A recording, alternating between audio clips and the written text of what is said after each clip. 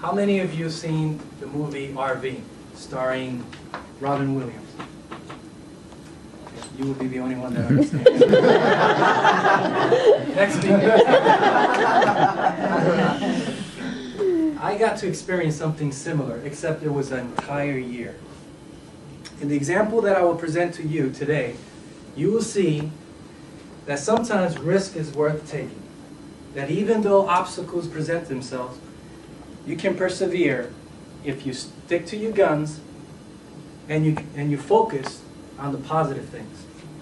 For those of you who don't know me well, until recently my family and I were residing in a recreational vehicle, 39-foot recreational vehicle, for about a year.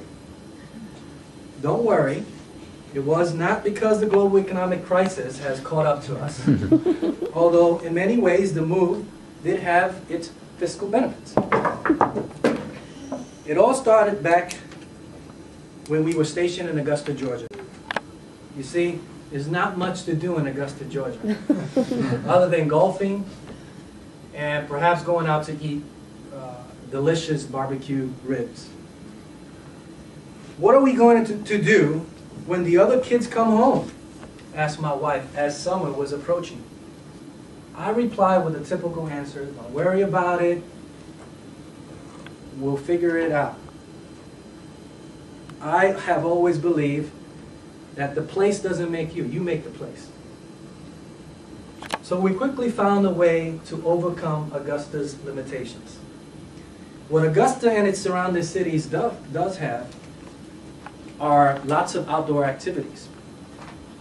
As city kids, my children had no camping experience, so I figured this would be a great opportunity to introduce them to outdoor activities and to show them what families can do while camping.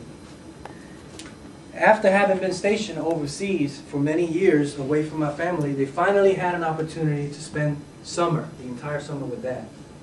I rented an RV, parked it on the beach near a wooded area, and spent one of the best times of my life with my family. So when it came time to transfer to California, I came up with this wonderful idea. I said, you know what? Let's do something different. Let's buy an RV, go cross country, and live in it when we're in Monterey.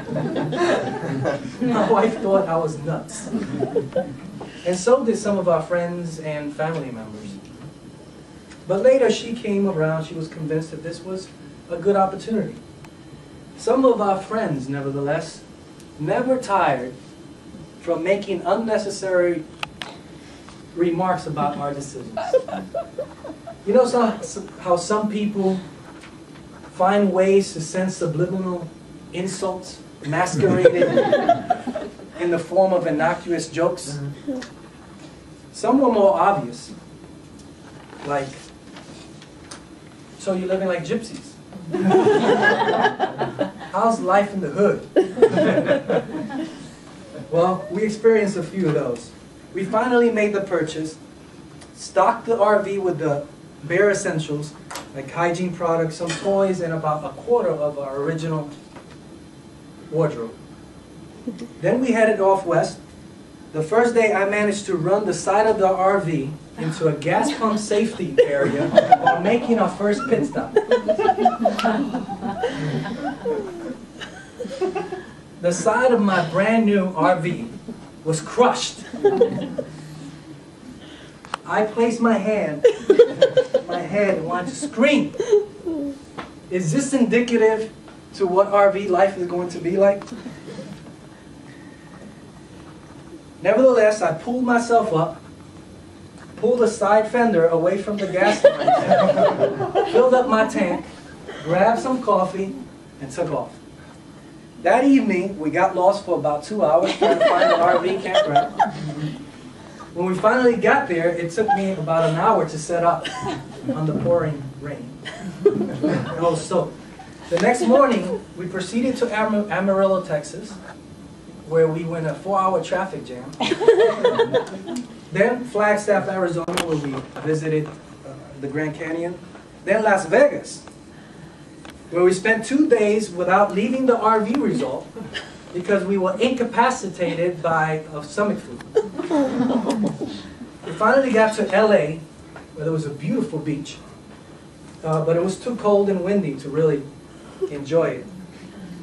We then got to Monterey. We finally got to Monterey. Not all of it was bad. We did spend the summers with the kids in San Francisco, Yosemite National Park, and Lake Tahoe.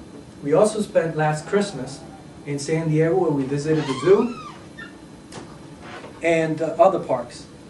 2 weeks ago, I even went to Big Sur and got to sleep 3 hours more than Candace because she had to take the bus. There were many challenges during this past year, but we don't regret a bit of it.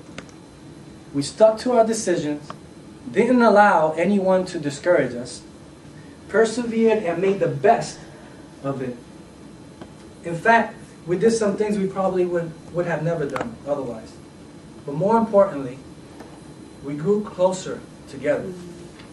We now have a stronger bond as a family, and we learned to value things that many seem insignificant to others. So my recommendation to my fellow Toastmasters today is to take risks, to follow your heart, make the best out of any situation, and remember, when you go to your next area, the place doesn't make you. You make the place.